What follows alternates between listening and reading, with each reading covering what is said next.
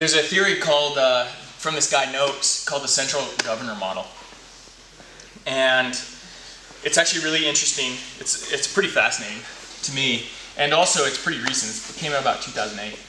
So this guy Noakes says that the brain is actually a governor that protects the body, especially the heart, from a certain amount of damage.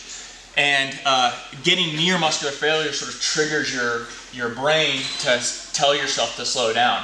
And it makes you start to feel fatigue. So in other words, it's your brain that is preventing your body from reaching its peak performance. Of course, conditioning matters too, cellular adaptations and those things. It doesn't discount those aspects, but think about it in terms of what you guys experience today. On the SSD side, we have you guys doing intervals where you have to do more in 5 minutes than what you did during your 20-minute assessment. And then over on the operator side, really taxing your midsection strength with a lunge, and then also a lot of your grip strength with just about everything that we're doing. You're always holding on to about 50 pounds, 25 pounds in each hand.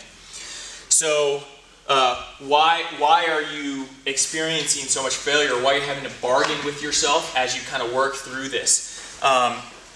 Noakes would say it's because your brain is telling your body to back off.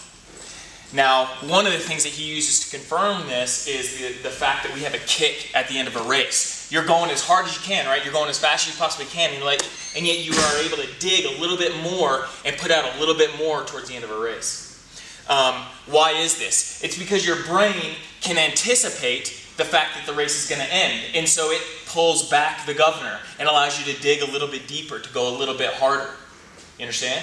Because it knows that your heart isn't going to be taxed all that much as you get closer to the end of a race, and so it can allow you to get closer and closer to that threshold where it will allow essentially damage to happen, or it will say, yeah, you can go harder because I know damage is going to happen. It's only going to happen. You only have to go for 200 more meters or whatever, or for 2 more minutes.